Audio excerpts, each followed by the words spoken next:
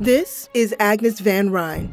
This is Bertha Russell. You know them from The Gilded Age. You may remember this elegant ensemble. And who could forget this iconic look? But are they accurate? We asked this fashion historian. Hi, I'm Raissa Bretaña, and I'm a fashion historian. To walk us through what The Gilded Age got right and what they got mostly right about these looks. The Gilded Age is an HBO original series that chronicles the drama that follows New York society at the end of the 19th century. You may have heard of the famous time period coined by Mark Twain in 1873. But what exactly is the Gilded Age? The Gilded Age refers to a period in American history that stretched from the end of the Civil War to the turn of the 20th century. This era was defined by rapid urbanization, technological advancement, and economic growth. But it was also marked by incredible wealth disparity. The opening title card places us in the year 1882. The show is set in New York City. On the show, the fictional Van Rhijn and Russell families live across the street from each other on the corner of Fifth Avenue and East 61st Street. Welcome to East 61st Street, Miss Marion. This sets the scene for the long-standing feud between old and new money. We only receive the old people in this house, not the new. Never the new. Costume designer Kasia Walicka-Maimon heightened this social divide by creating a dramatic visual contrast between these two groups. The designer took advantage of the rich visual culture from the period and drew inspiration from this variety of primary sources, like paintings, photographs, fashion plates, and surviving garments. What are fashion plates? Fashion plates were the illustrations that were included in fashion magazines during the 19th century. It's very clear that Kasia researched fashion plates from the period because there are many costumes throughout the series that look like exact duplicates of styles that appeared in magazines. If you're a fashion enthusiast like me, you might have also recognized some of the costumes as replicas of existing garments from museum collections. Old money style was all about refinement and respectability. So how well did the show showcase these differences? Let's get into the looks. First up, Mrs. Van Rhijn's afternoon look. This look appears in episode 1 and would be considered an afternoon ensemble. Christine Baranski plays Agnes van Rhijn, who is an imposing matriarch that represents the values of old New York. You belong to old New York, my dear, and don't let anyone tell you different. Agnes, along with her sister Ada and their niece Marion, is descended from the highly regarded Livingston line, but she does marry into the Van Rhijn family for financial security. You were allowed the pure and tranquil life of a spinster. I was not. I'm very grateful. As a member of the highest echelon of society, she would have adhered to a strict code of dress that governed a woman of her position. This included changing up to 5 times a day. Hardly. You need 4 outfits a day at the minimum, decent jewels, and a full dance card. Throughout the series, she's seen wearing a variety of ensembles, whether in the home or out for social gatherings. Let's get into the layers, shall we? First up, the undergarments. Women were required to wear several layers of undergarments during this period. We get a glimpse of Agnes's undergarments when she goes to visit her dressmaker for a fitting. The first layer would be the chemise, and this was the layer that was worn closest to the skin.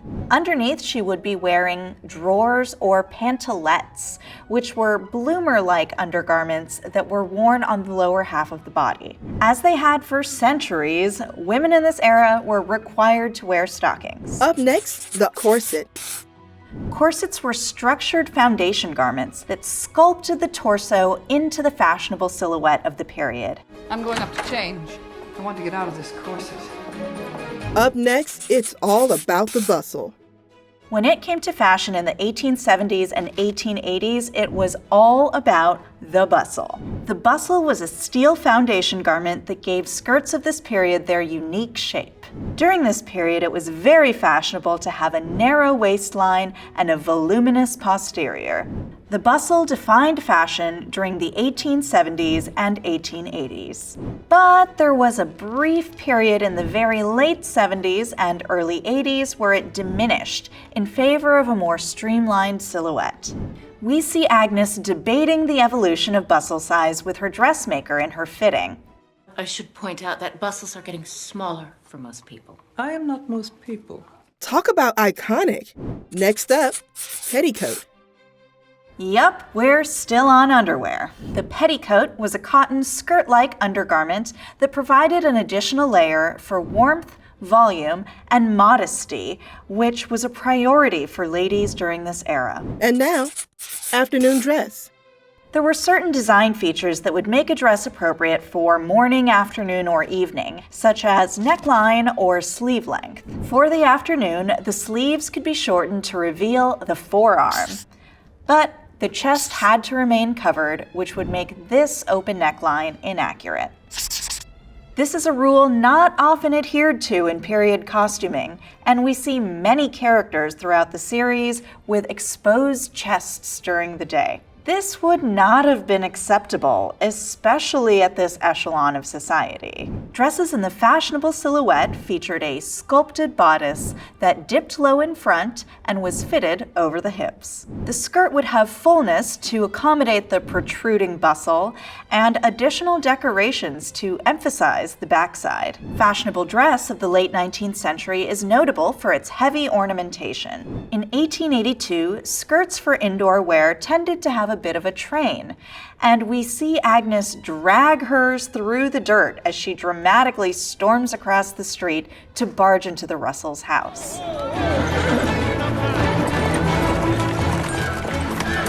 Dressing well was such an important part of society life that as soon as Marian arrives in New York, Agnes sends her straight to her dressmaker to get new clothes made. First, we must attend to your clothes, my dear. You will go tomorrow with Ada to my dressmaker. At this rate, I shall have more clothes than the Princess of Wales. But if Mrs. van Rhijn insists. Who am I to object? That brings us to hair and makeup. Agnes wears her hair in a braided updo, which is totally accurate, but comes across as a little more severe, especially in comparison with the softer styles we see on the other characters.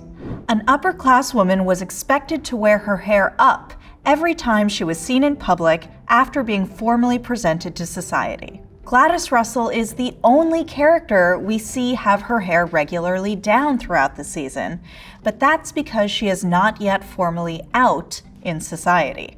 Otherwise, the only time we see characters with their hair down or in a loose braid is when they are in their private quarters. And what about makeup? Agnes would not likely be wearing any visible makeup because there were negative moral connotations linked to women who did. A woman of Agnes's character and social standing did not welcome those associations. That is no excuse for risking the reputation of every lady in the room. Coming up, we have jewelry. Mrs. Van Rhijn wears a pair of dangling earrings, which would have been very fashionable for the period. In other scenes, she also wears a brooch. Many of the characters wear neck brooches with their daytime attire. There was a range of styles that featured carved cameos, seed pearls, inlaid enamel, and even human hair. You heard me.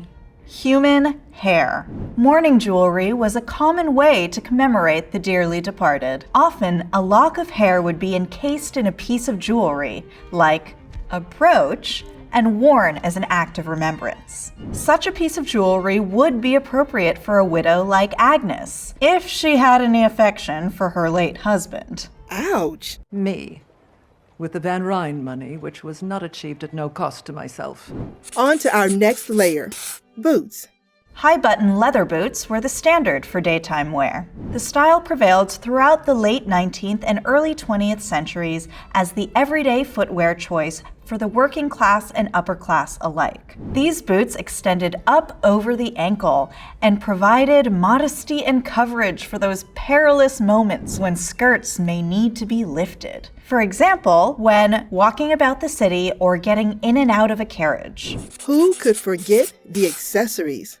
Agnes wears this look in the comfort of her own home, but if she were to go out, there would be a few necessary accessories to complete her ensemble. First, she would need a pair of gloves, and these could be purchased at department stores. We see Marion purchase 2 pairs at Bloomingdale's, which in 1882 was located close to the Van Rhijn home on 3rd Avenue and East 56th Street. A hat was required whenever a lady left the house. We see a wide array of fashionable hat styles during the charity bazaar scene. Some were shaped more like bonnets with ribbons that tied underneath the chin, and others featured more of a tall crown with a shorter upturned brim. But almost all were lavishly embellished with trimmings like ribbons and lace and feathers. When outdoors, women often carried parasols, which provided protection from the sun. Every lady loves a good purse, right? Purses serve as important plot devices at several points throughout the series. During this time, women became more autonomous and got to move around the city on their own and without male companions. So they needed purses so they could hold their own money and their other personal effects. Purses were also necessary for carrying calling cards. These would have been used when society women made social visits to each other's homes. But you'll give her my card and this envelope? You'll say I called? Of course, ma'am. This was all part of a very strict set of etiquette that governed the upper class. Mrs. Astor is in the hall. What? She wonders if you have time to see her. So here's what Agnes would have looked like compared to what she wore in the series. Overall, this look is mostly accurate and a great representation of fashions from the period. So now that we've taken a look at the customs of old money, let's step into the fashion and flair of a new money ensemble. Next up, Bertha Russell's ball gown. Bertha Russell is a wife and mother who will stop at nothing to be accepted into New York society. She is portrayed by actress Carrie Coon. Is that from the Palazzo Borghese? No, the Hotel de Soubise in the Marais. We finished the gilding in the ballroom, Mrs. Russell. No, you think you have finished the gilding, Mr. Kowalski, but nothing is finished till I decide. I don't want my old friends, I want new friends. The Russell family bears similarities to the famous Vanderbilt family, who also made their fortune in the railroad industry. Bertha is desperate to break into high society and tries to make connections with the leading members by any means necessary. So, now they know we're here. Bertha Russell's character is loosely based on Alva Vanderbilt, who had a real-life face-off with Mrs. Astor in 1883 over the attendance of her ball. This is the incident that would inspire the season finale. I gather my daughter Caroline will not now dance at your ball tonight. Indeed, she is no longer invited. Is that correct?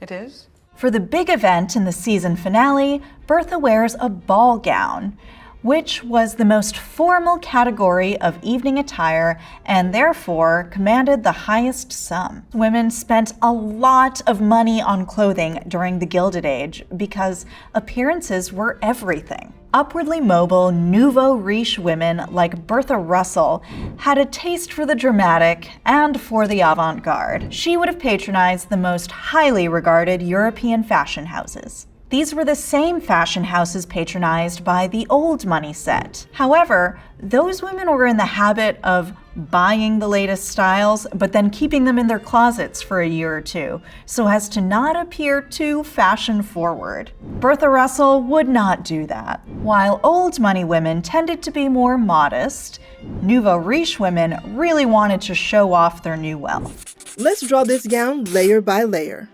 Despite their differences, women of the old money and new money sets basically wore the same undergarments. Bertha would also be wearing a chemise, pantalettes, and a pair of stockings. Chemises for evening wear tended to have thinner straps because more of the chest and arms would be exposed.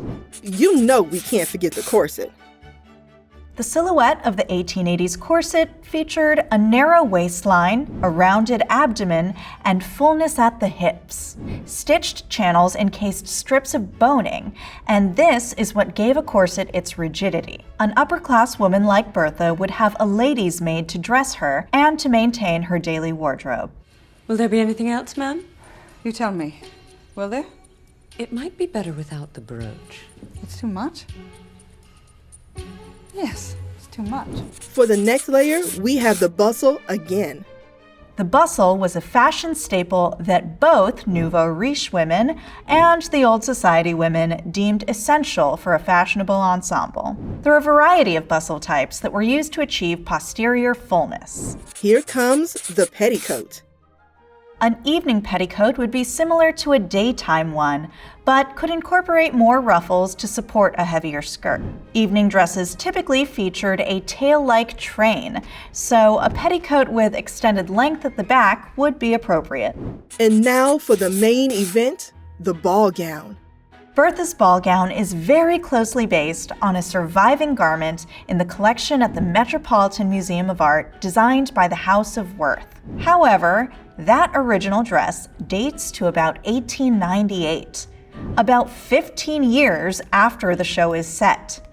So this costume is technically inaccurate. In fact, many of the paintings and fashion plates that served as inspiration for Bertha's costumes came from the years after 1882 and helps Bertha to stand out as the leading lady in the ballroom. What is accurate about this look is where it came from. The House of Worth was founded in 1858 by Charles Frederick Worth, who is widely considered to be the founding father of haute couture. There is a famous gown by the House of Worth from 1882 that also resides in the Metropolitan Museum of Art's collection, so perhaps it would have been more appropriate to recreate that look. Perhaps. Let's get into the details. It is festooned with extravagant silk flowers, which is pretty consistent with the other gowns that Bertha wears throughout the season. As for Bertha's hair and makeup, like Agnes, Bertha also only wears her hair down when in her private quarters. For the ball, she sports an elaborate updo of stacked curls, which would have been done by her lady's maid, Turner. When compared to the hairstyles worn by other women in the series, Bertha's tend to be more sculptural and decidedly modern looking, which is very fitting for her character. Because the use of cosmetics was associated with women of ill repute, like performers and prostitutes, Bertha would have wanted to go for a more natural look, even for the evening. Society women who wore unnatural-looking makeup, like the infamous Madame X, garnered scandalous reputations, and Bertha would not have wanted to take that risk. Now, on to jewelry.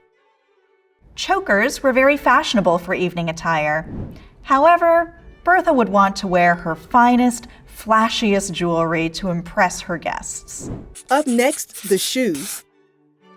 Silk pumps were the standard for evening wear. These could be dyed to match a dress or embroidered at the toe. The heels were curved and an appropriate height for dancing at a ball. Well, that's all for tomorrow. Tonight for the belle of the ball. And lastly, the accessories. We see Bertha and the other ladies at the ball wearing opera-length gloves that extend above the elbow. These were typically light-colored and made of silk or a supple leather. A fan was a very fashionable evening accessory. We see Marion express envy over the one Bertha carries to the Academy of Music. I envy your fan. I wish I had one so I could cover my face and look fascinating. Bertha later gifts her one of her very own. So we could say this look is pretty accurate. Even though this costume isn't technically accurate for 1882, it does convey the essence of the character. So, any final thoughts? The costumes of the Gilded Age offer a broader visual representation of the last quarter of the 19th century, rather than a fixation on the exact year in which the show is set. The design team accurately captured the vibrant colors, sumptuous textiles, and asymmetry of the period. At the end of the day, the costumes succeeded in conveying a sense of the era, and they did their jobs in creating a clear visual distinction between these two parties within a very small slice of society. Costume designer Kasia Wolicka-Maimon heightened this divide by putting the characters that belonged to old New York in styles closer to the 1870s, while putting the nouveau riche in styles closer to the 1890s. She also took creative license with more fantastical designs, but she did appropriately place them on characters that were deemed outsiders within the society. There's a reason that films and television shows in this genre are called costume dramas, and the costumes in the Gilded Age are the stuff of dreams when it comes to this genre. Everything is luscious and sumptuous, and you get this visual delight and a look into a more glamorous past.